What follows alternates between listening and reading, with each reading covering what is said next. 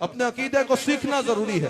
اب اگر کوئی تاجدار ختم نبوت کے نعرے تو بہت لگائے، نعرہ تو لگا لے تاجدار ختم نبوت کا، بار بار تاجدار ختم نبوت کا نعرہ لگائے، کبھی ان سے پوچھ لینا کہ بتائیے کہ ختم نبوت کا معنی کیا ہے، ختم نبوت سے مراد کیا ہے؟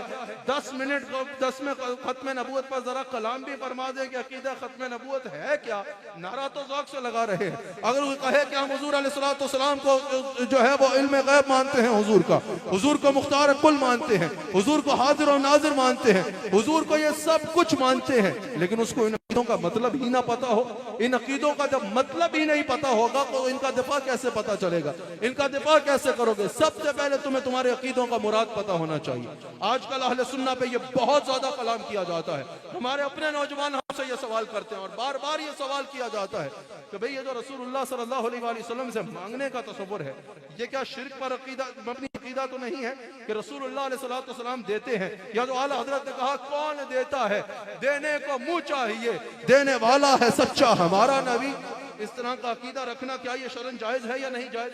اس پر اہل سنہ پہ بہت اختلاف کیا جاتا ہے کہ یہ حضور کو دینے والا مانتے ہیں جبکہ دینے والا اللہ ہے، تو حضور علیہ السلام کو دینے والا مانگنا شرک ہوگا، یا حضور علیہ السلام کو شفا دینے والا مانگنا شرک ہوگا، یا حضور علیہ السلام کو مشکل کشا ماننا شرک ہوگا۔ تو اس پر آپ کو پہلے اپنا عقیدہ پتا ہو تاکہ پھر آپ اس کا جواب بھی دے سکو۔ ہمارا عقیدہ کیا ہے؟ حضرت کی زبانی سن لو۔ اعلیٰ حضرت نے ایک بخاری کی حدیث کے مطابق اس عقیدے کو کیا خوب سمجھا دیا۔ اعلیٰ حضرت نے کہا کہ حضور علیہ السلام نے فرمایا کہ اللہ نے مجھے زمین کے تمام خزانوں کی چابیاں عطا کی ہیں۔ اعلیٰ حضرت نے کہا اس حدیث کو اگر نگاہ ایمان سے دیکھا جائے تو مسئلہ حل ہو جائے گا۔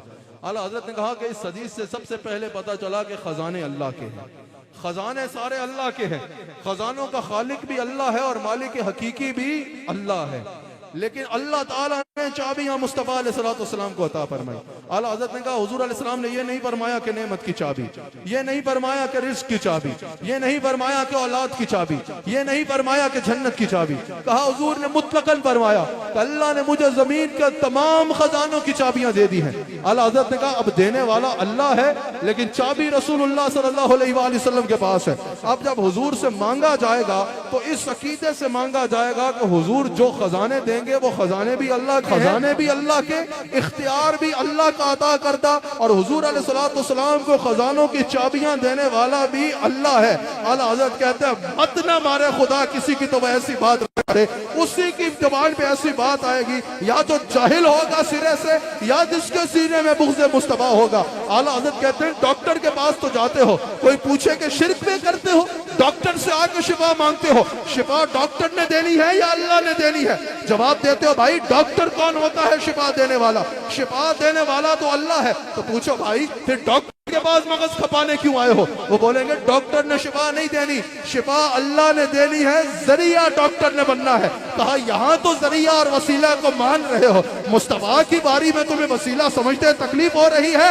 کہا خزانے اللہ کے ہیں، چابی مصطفیٰ کے پاس ہے، دینا اللہ نے ہے، خزانے بھی اللہ کے، حقیقتاً دینے والا بھی اللہ، لیکن جب اللہ چابی مصطفیٰ کو دے رہا ہے اور مصطفیٰ بخاری کی حدیث میں ہی اعلان فرما رہے ہیں انما انا قاسم واللہ یعطی، صرف میں بانٹتا ہوں ان سے جو کچھ اللہ دیتا ہے، تو اعلیٰ حضرت کہتے ہیں اب حضور سے مانگنا شرک نہیں ہے، بس فرق یہ ہے ملتا سب کو حضور سے ہے، کچھ کھا کے گاتے ہیں، کچھ کھا کے غراتے ہیں، ہم سنی خوش نصیب ہے جو کھاتے بھی حضور کا ہے اور کھاتے بھی حضور کا ہے۔